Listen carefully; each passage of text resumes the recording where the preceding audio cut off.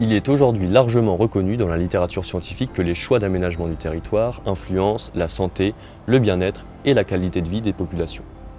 De nombreuses études apportent en effet des éléments de preuve de l'impact des choix d'aménagement du territoire sur certains facteurs qui influencent la santé d'une population, comme par exemple la qualité de l'air, l'environnement sonore, les interactions sociales, l'accès aux services, dont les services de soins, l'activité physique ou encore l'alimentation.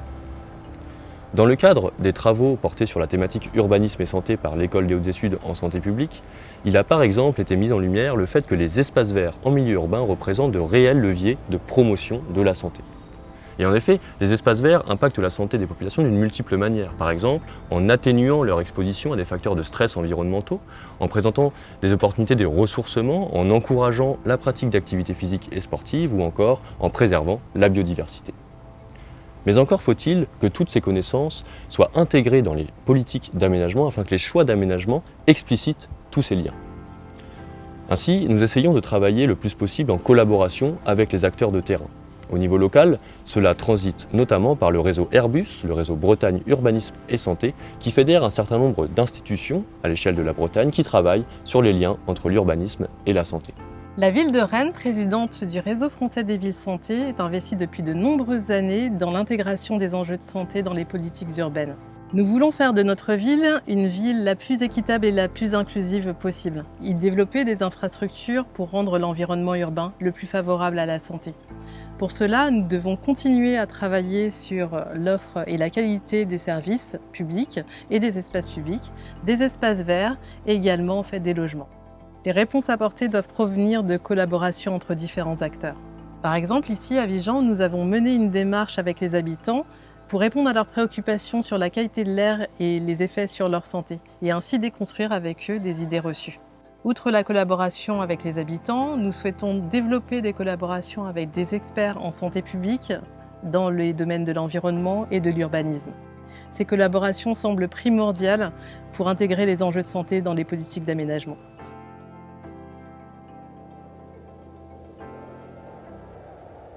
Rennes Métropole est engagée depuis de longues années dans une démarche d'urbanisme favorable à la santé. Ça s'est traduit par un certain nombre d'initiatives, d'études, par une collaboration avec l'École des hautes études en santé publique.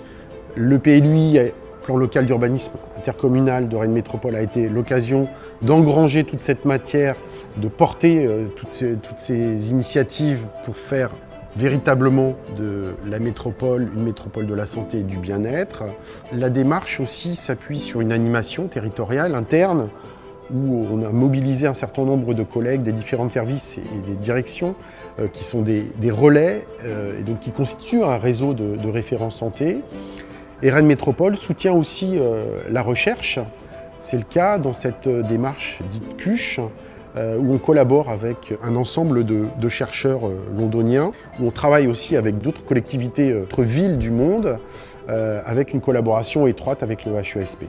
La santé, telle qu'on l'envisage nous, au travers de ces démarches, est véritablement devenue un pilier de la transition écologique au même titre que l'environnement. Il y a une forme de continuité pour la ville de Rennes à s'intéresser aux aménagements urbains, à la manière de penser la ville en lien avec son environnement et les préoccupations en matière de santé. On peut prendre l'exemple de la qualité de l'air, l'investissement que nous avons pour décarboner l'ensemble de nos mobilités, le travail de réhabilitation des bâtiments qui est très ambitieux. On peut aussi penser à la question de la proximité des services, qui est un sujet d'investissement depuis fort longtemps pour la ville de Rennes et qui aussi contribue à favoriser les mobilités actives. Mais il y a aussi une forme de nouveauté en permanence parce que les enjeux se renouvellent, parce que la ville n'est jamais figée, qu'aujourd'hui par exemple il y a une manière de retravailler le développement de la ville sur elle-même, préserver les terres agricoles, les espaces naturels, qui nous oblige à repenser, à nous re-questionner, à réinventer en permanence. Et CUCH par rapport à ça, c'est une vraie opportunité parce que nous avons aussi à apprendre des autres, d'autres villes, dans d'autres environnements, avec des aspects similaires, avec des différences historiques, culturelles, de manière de faire. Et on considère donc que c'est une formidable chance et qui correspond à une culture, à une envie de la ville de coopération de manière plus générale à l'international.